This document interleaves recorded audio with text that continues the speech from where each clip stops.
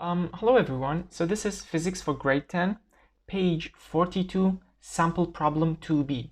This is on the upper part of the page. If you open page 42, you will see this problem on the upper part of the page. Now let's talk about this problem here. This problem is about a steel wire of diameter of 0.40 and initial length of 2 meters. So we have a steel wire that the diameter of the steel wire is 0.40 millimeter. Its initial length is 2 meters, the initial length of the wire. This is how you write down initial length, L naught. This is initial length. And this wire is suspended vertically from a fixed point. And a weight of 18 Newton is connected to its lower end. That means you have a wire that's fixed. This is your wire. It is fixated vertically, and it has a weight here. This weight here is 80 Newton. This weight here is 80 Newton. That means this is a force. Weight is a force, and we write down force here in this chapter as T because this wire will be under tension. That means it's under a force. So RT will be 80 Newton. Now some students might ask, how did we know that this is a force? How did we know that this is our tension? Well, simply because of the Newton.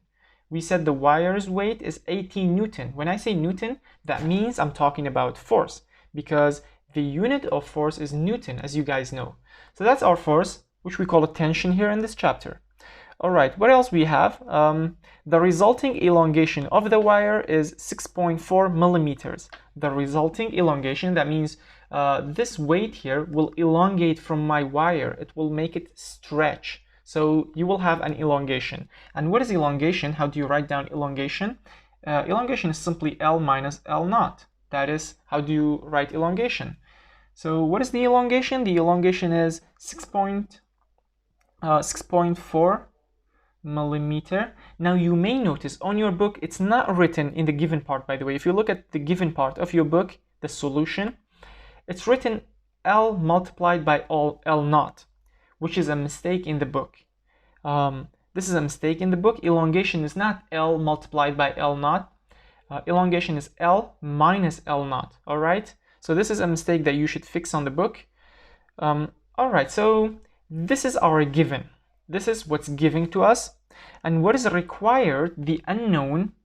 The unknown is Young's modulus. This is the unknown, Young's modulus, which is E, which is simply E. So that's our unknown.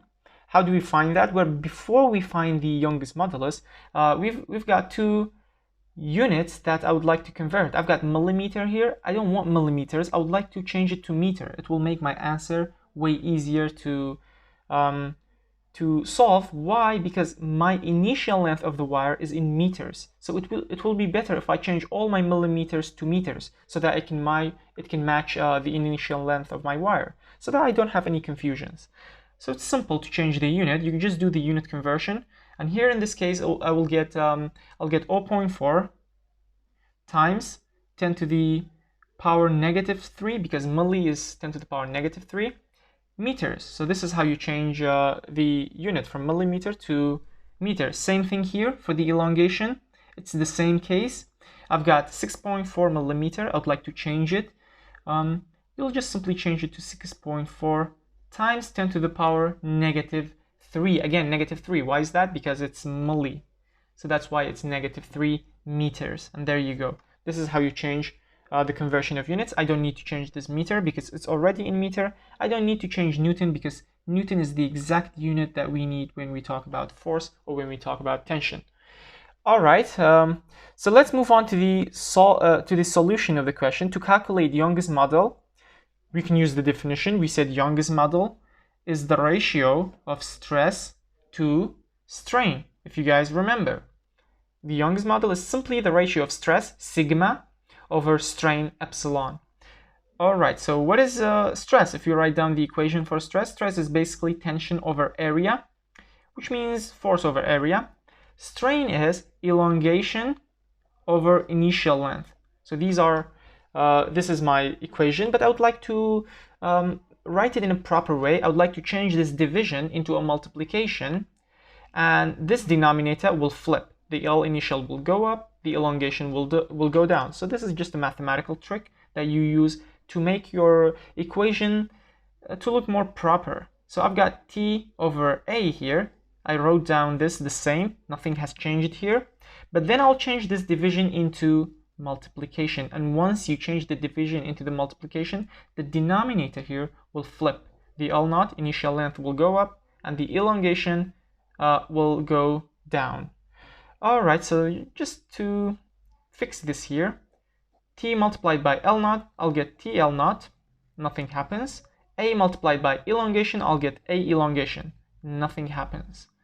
No, sorry, this is L, and this is L naught. That was a mistake here. This is L minus L naught. But I would just like to put this between two brackets so that it does not get confused with the A.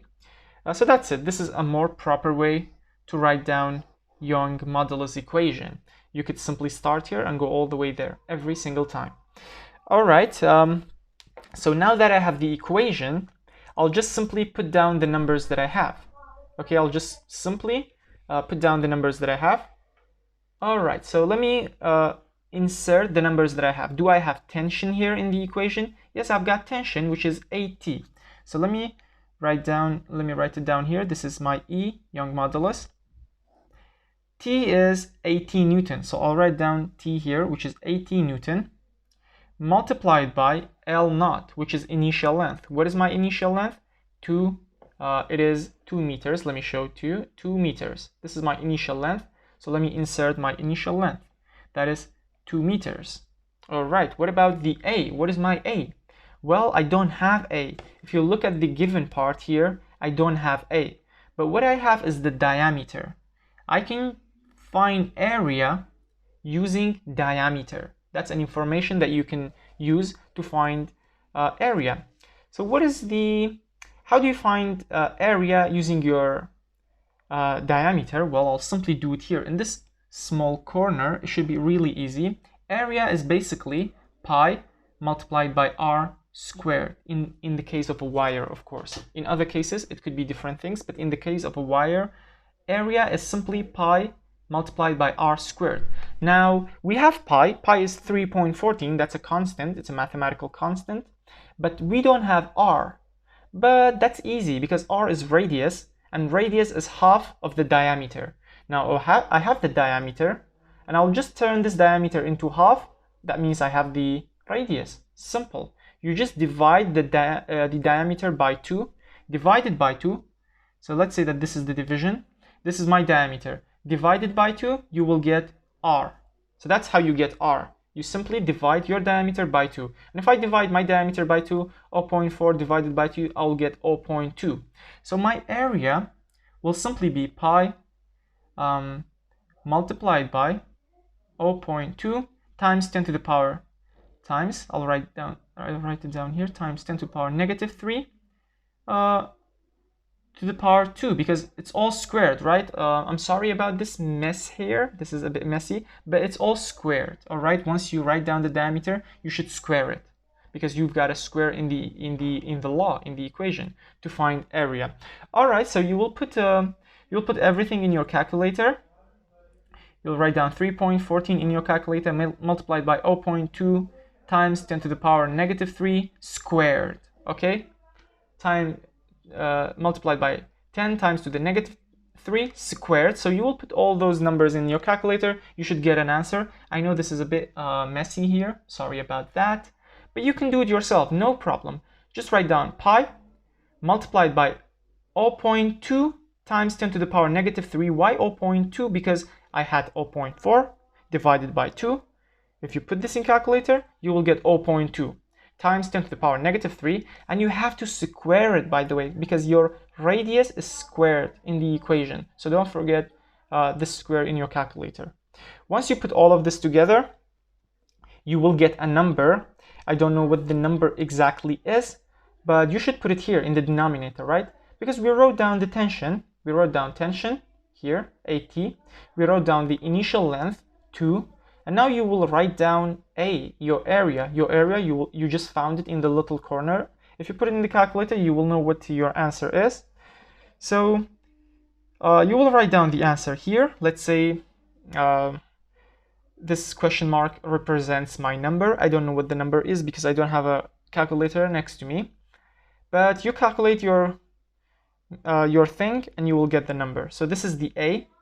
What is left is simply multiplication of the elongation. That's the only thing that's left. Just multiply it, multiply your area. This is the area, this question mark, multiplied by elongation. And this is my elongation, 6.4 times 10 to the power negative 3. So I'll just write down 6.4 times 10 to the power negative 3. And once you do that, you put all of this in the calculator. In the book, I can see that it says the final answer will be 2 times 10 to the power 11, positive 11, Pascal. And what is Pascal? Pascal is simply Newton over meter squared.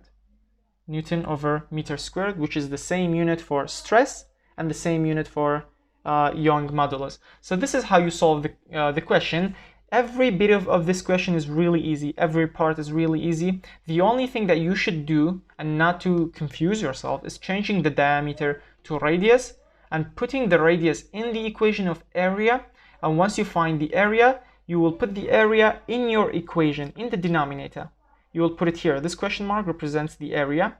Then you multiply it with elongation, and you have your numbers, tension and initial length, in the numerator. Just put it in the calculator, and this is the number that you should get. All right, so this is how you solve sample problem 2B on page 42. Let me know if you have any problems. Let me know in the comments if you have any problems in any steps of this question. All right, guys, have a good time. I hope you learned something from this lesson.